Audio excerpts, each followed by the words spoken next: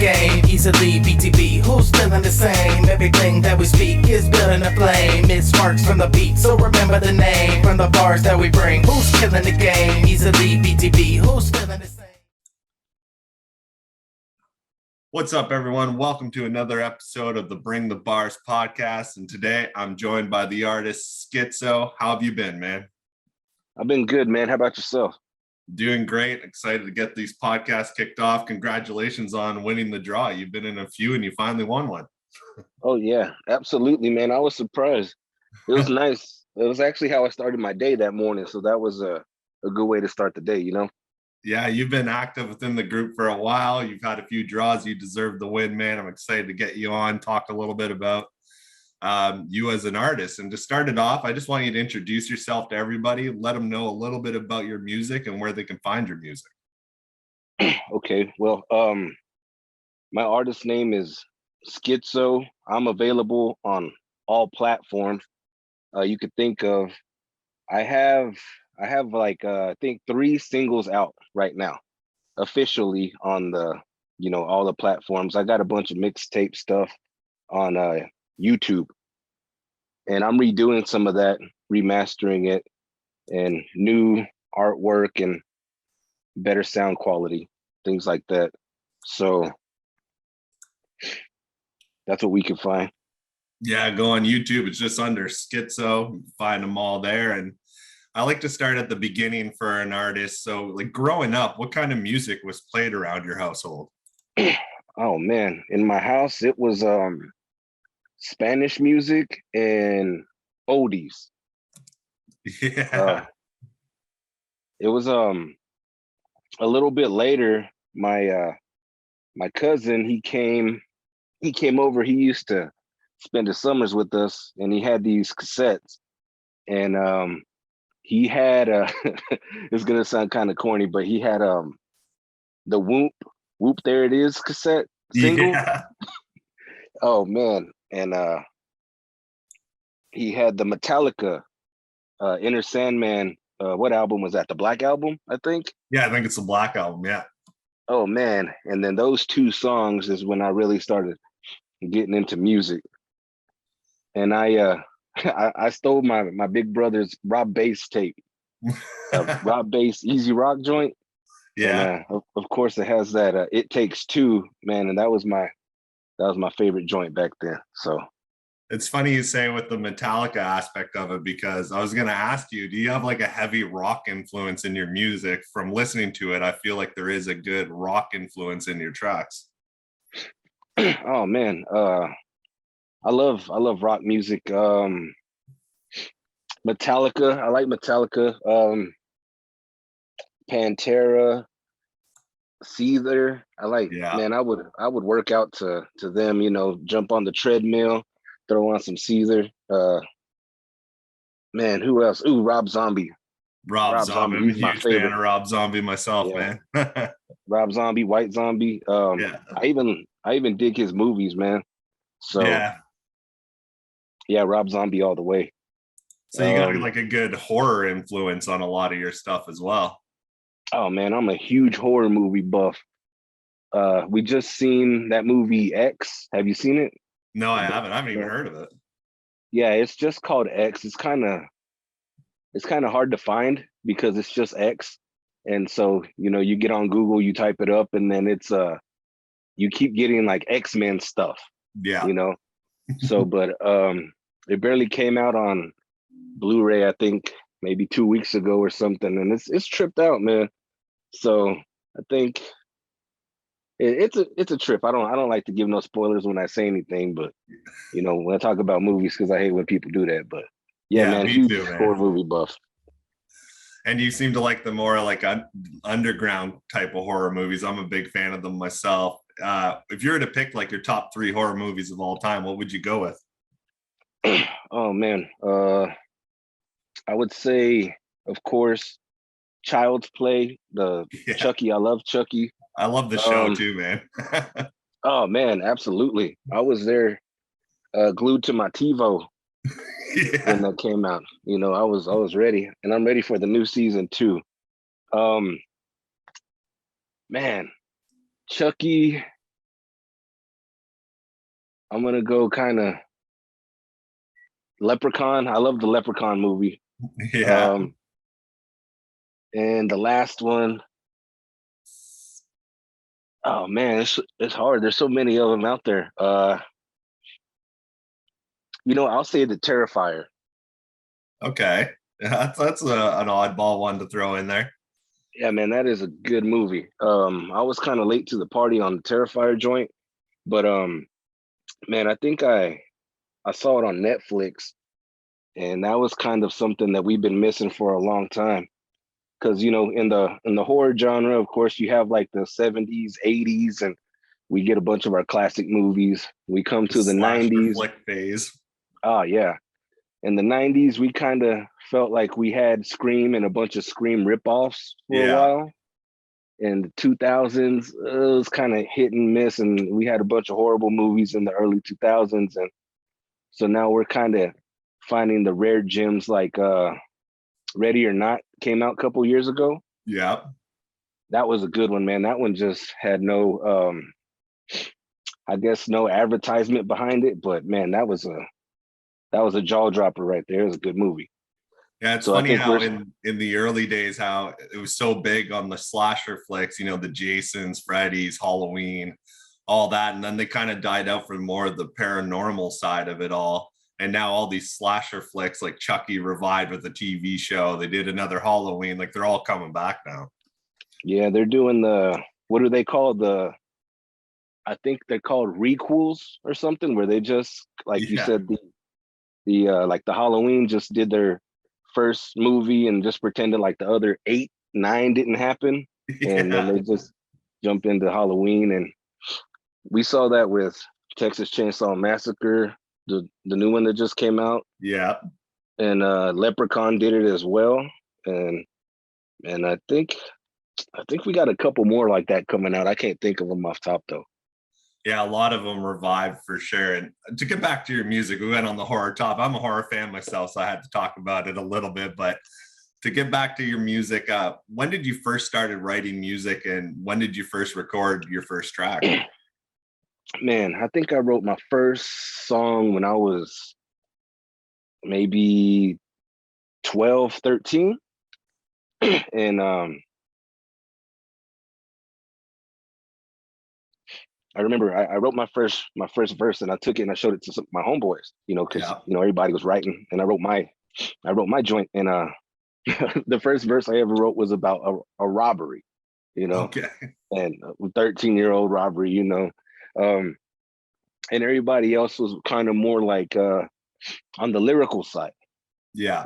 Because I think it was back when like Nas was hitting with his It Was Written album, and a lot of we had a real strong lyrical influence. I think you can kind of hear that in some of my stuff too.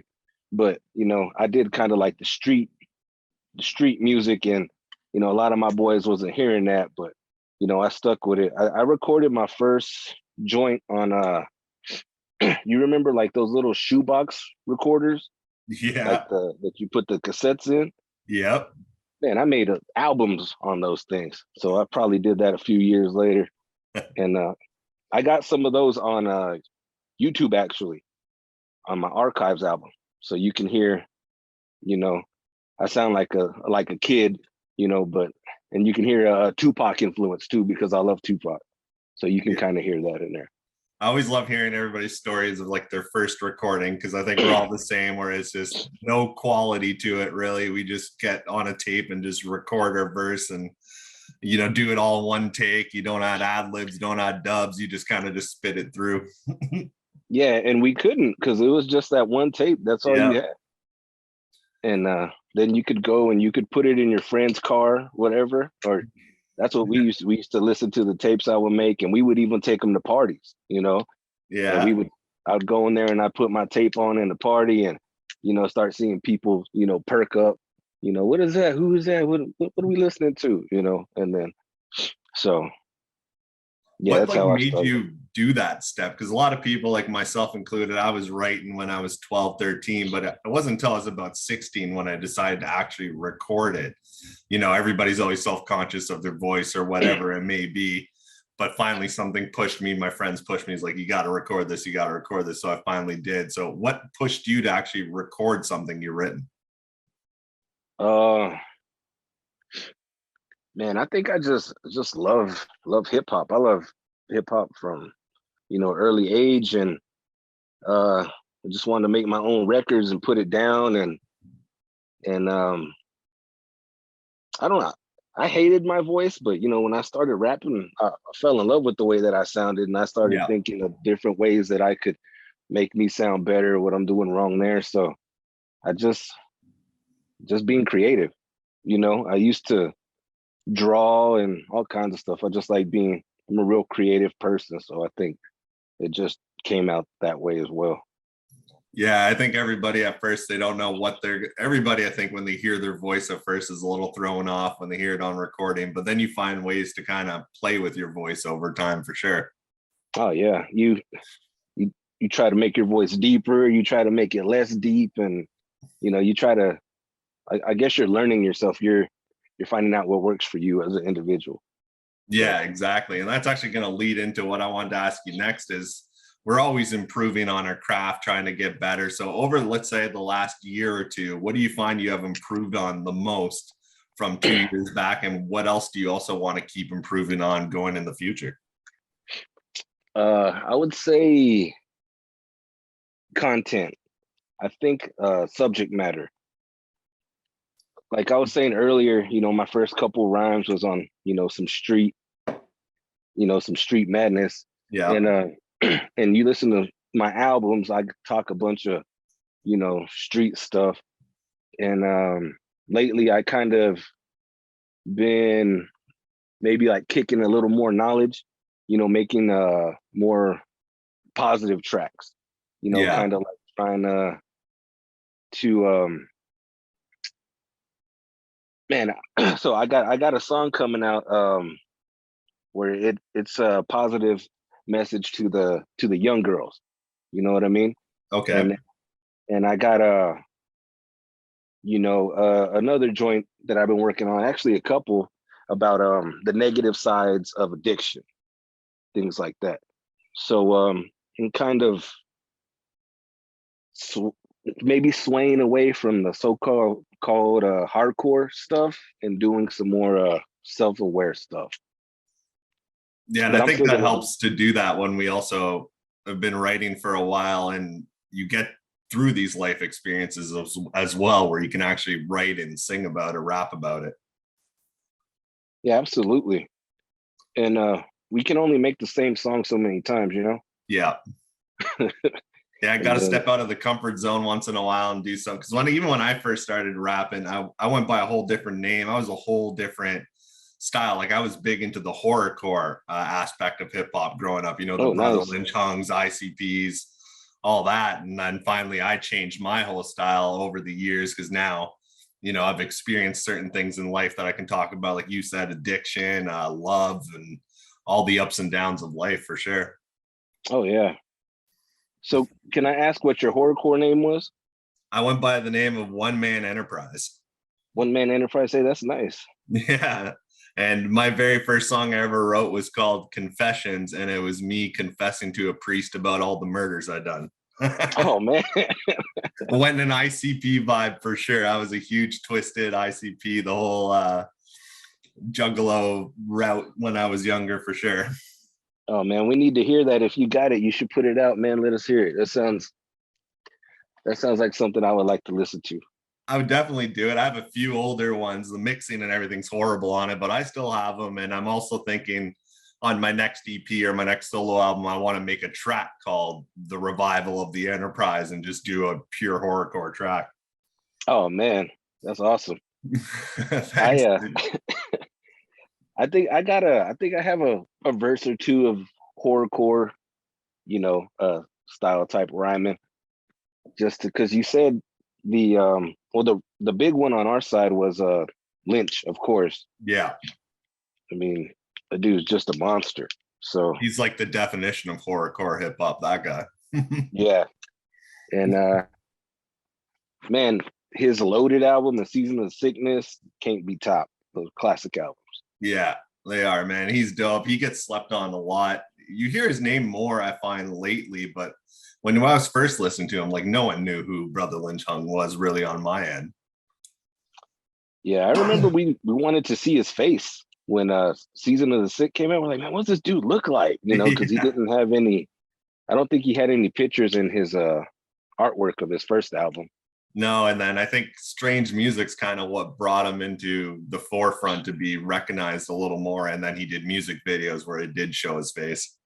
Yeah, the whatever his first album was, his first single from the Manable Lecter album, I think that video, that was kind of like what I feel like I always wanted to see from him. Yeah. Where he's in somewhere, man, I don't know where he's at, but he's has bloody bodies around him, and he, you know, he's kind of doing the coat hanger butcher shop or something, or yeah. Yeah, I was that's a good video. That really was, man. I like to also break down, ask artists how their names came about, because you go by Skitzo. I talked about how I went from Enterprise to KingCanada. How did your name Skitzo come about, and did you used to go by any other names before that? Yeah. Well, of course, we try to find our perfect name. Back then, I really liked I liked Gage.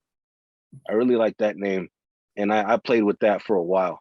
But the Skitzo name, so when I started rhyming and, you know, putting songs together, I feel like I can pretty much do any style, any flow.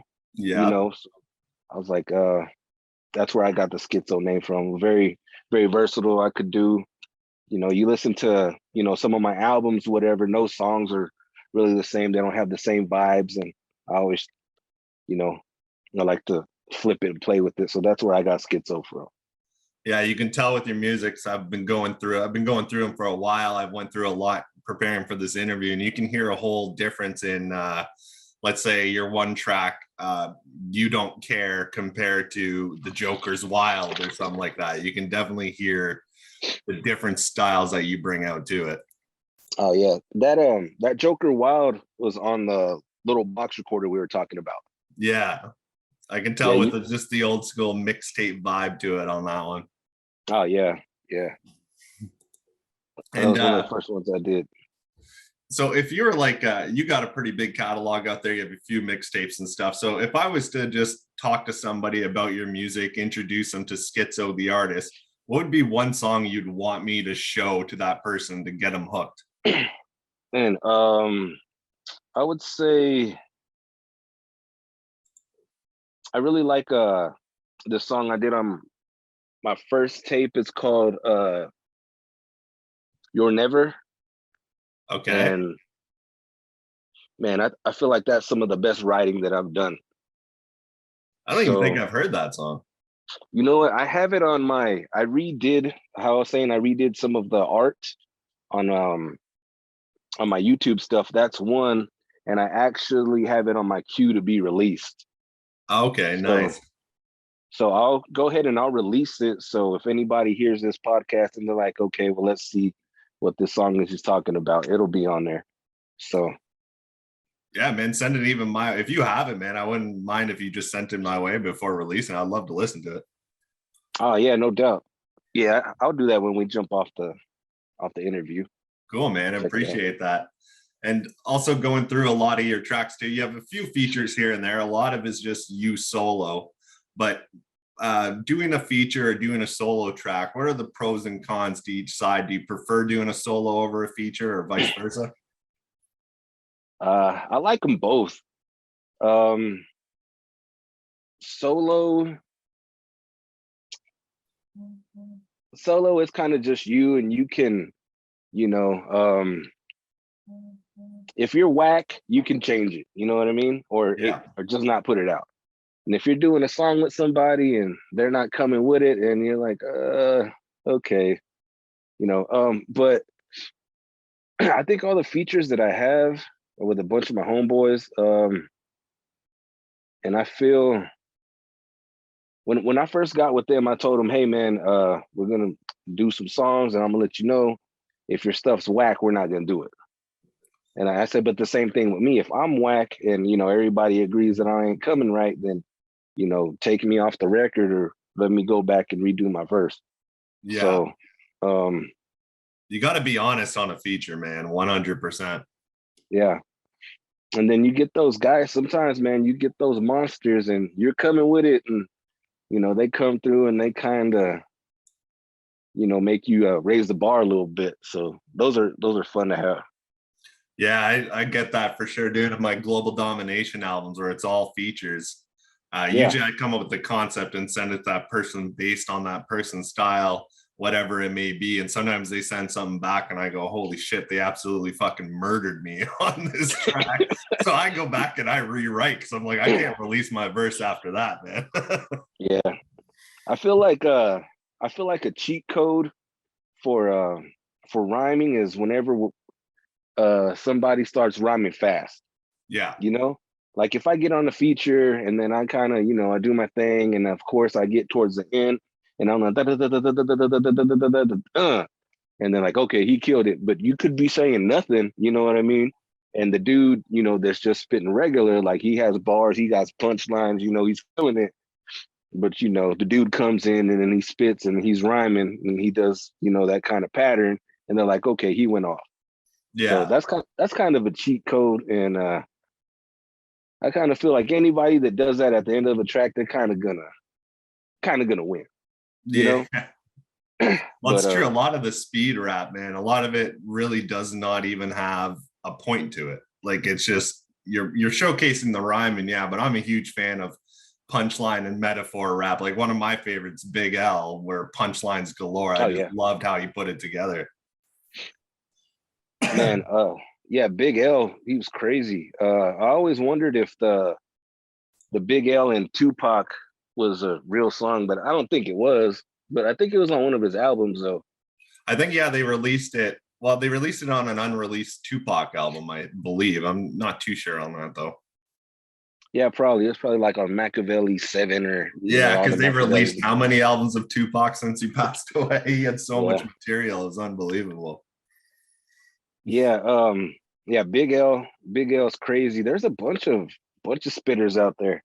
And of course, you know, I'm gonna say the one that everybody knows, Eminem. Eminem is bananas. Yeah.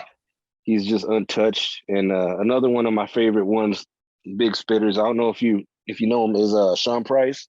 I know Sean P, man. Absolutely. Man, one of my favorites as well. Man, I love that dude. That dude was crazy. Rest in peace, Sean P, man. Yeah, when Helter Skelter came out, the Nocturnal album. Yeah. Man, I think, man, that was all we listened to back then. It was crazy, man. That's real hip hop right there. Yeah, I've always been a fan of the more underground hip hop scene. I was never huge on the mainstream. I guess Eminem could be considered me. I'm a big fan of Eminem too, but I was more, you know, Jedi Mind Trick, Sean P, Army of the Pharaohs kind of music that I would listen to all the time for sure. R.A. the Rugged Man. Right. Oh, go ahead. I was gonna say, because we were saying Eminem real quickly there, and I'm a huge fan. He's insane. I know you're a fan, but I find that lately it's become a thing to like hate on him. And I was wondering what your take is on that. Like, why do you think everybody just switched their opinion on Eminem recently, and now they never even consider him one of the top 5 when he's in the top 2, probably in my books? I agree. Eminem has always been in my top 5.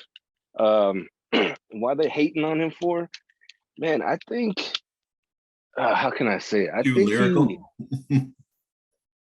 Yeah, I see that they get on there and they kind of make fun of the way that he rhymes, kind of like what was old boy's name? Machine Gun Kelly was trying to say all he does is study the dictionary, and yeah, you know, it's like, what's wrong with that? Like, as long as it's not the hip hop dictionary. Did you ever see that where it gave you like a word and then it had all the words that rhymed with it? No, I never seen that. Yeah, I think I just gave up a cheat code for some of our MCs out here. I never use that thing. I did buy a dictionary to make sure that I was pronouncing words right Yeah. whenever I started rhyming, you know, because how they break the words down. And back then we didn't have the internet in our pockets. But man, I don't know why they hate on them like that. I think just the whole music landscape changed so much, especially hip hop. Well, mainstream hip hop. There's still a lot of great hip hop. A lot of people would say hip hop's dead or whatever, or not finding the right people to listen to because it's alive and you can find some great artists, especially in the underground scene. I think just they don't get it. I don't know.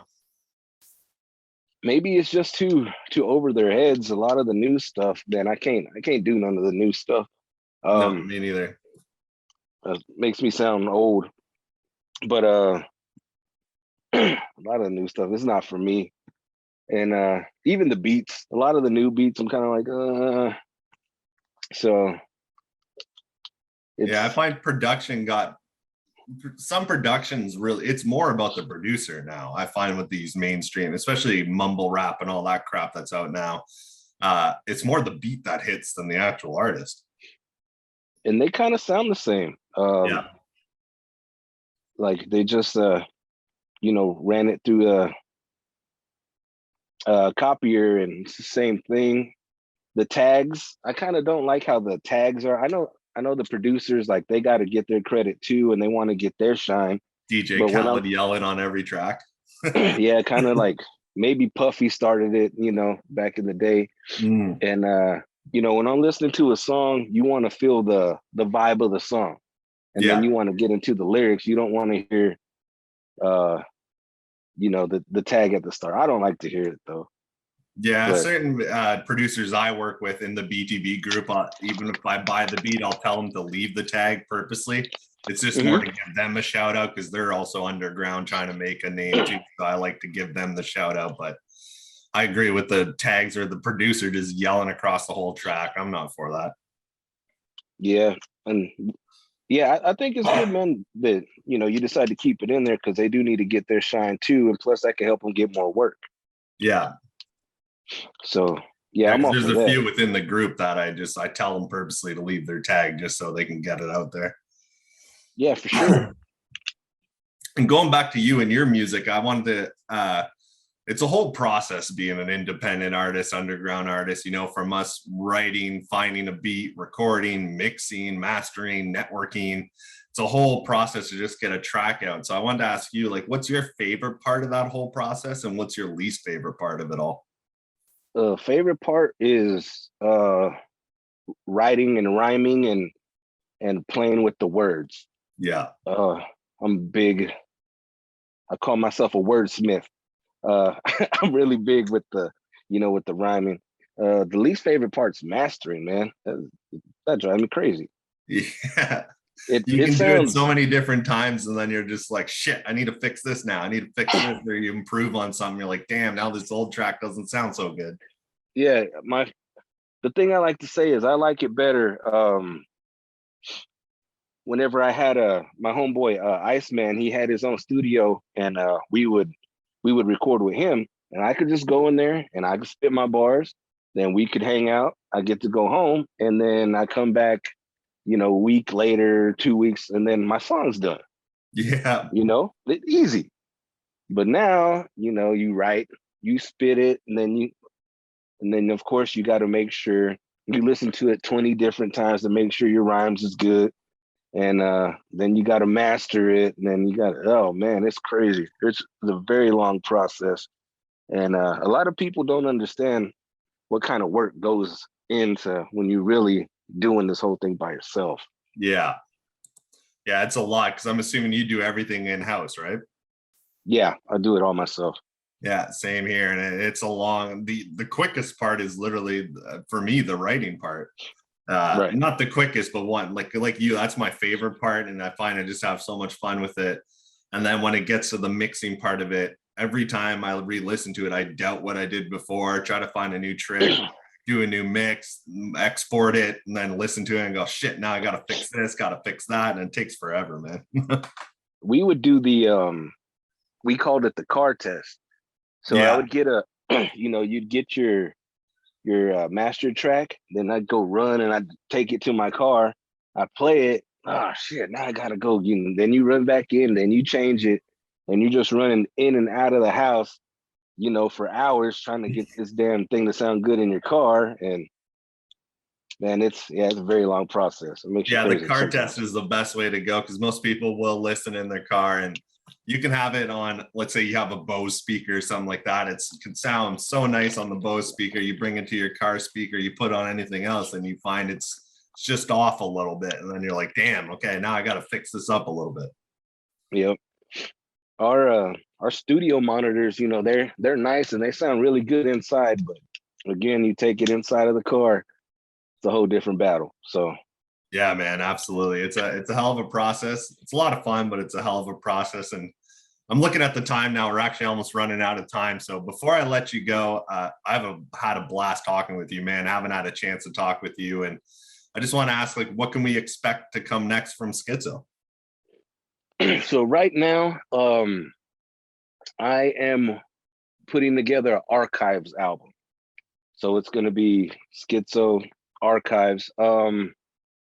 That's going to have like some unreleased music and some music that I have on YouTube that's kind of bouncing around that doesn't really have an album yet. Yeah. And from there, I'm flirting with the idea of an EP, and I want to do another full album. Nice. So, yeah, but it's going to be the archives next. Perfect. And I hate to put you on the spot right here on the podcast, but I was telling you earlier about reviving for one horrorcore track. Would you be interested in being a feature on that? Oh yeah, for sure. No doubt. Perfect. I'll get something working. So I'm working on a project right now. It's still all on the down low. Not sure when it's going to release or anything, but I'll keep in touch with you on that. Oh man, yeah, I would love that. I get to, get out of the comfort zone like we were saying. Yeah, I'm going back to my older routes. Want to just do a little fun track, nothing serious, just have fun with it. Oh yeah, man, that'd be awesome. All right, man. Thank you again for coming on. I'm going to have to let you go. We're running out of time, but I appreciate you. I'll be tuning in. And if you can send me that track you were talking about earlier as well, I'd love to hear it. Oh yeah, I got you. Man, I just want to say, thanks for the opportunity to get on your podcast. It has been, a minute, been in a couple drawings and all that. And there's been a great conversation, man. I think we talked about a bunch of stuff, including the rap. That wasn't expected, but hey, it was good. It's going to make for a good podcast, I believe. Yeah, I love it. Just getting people on, finding their interests, and just basically make it like shooting the shit, not just a pure question answer kind of thing, Yeah, man, it's great, man. Well, I'm glad you enjoyed yourself, man. For sure. All right, take it easy, man, and enjoy the rest of your day. All right, man, you be good, man. You too, man. All right, later.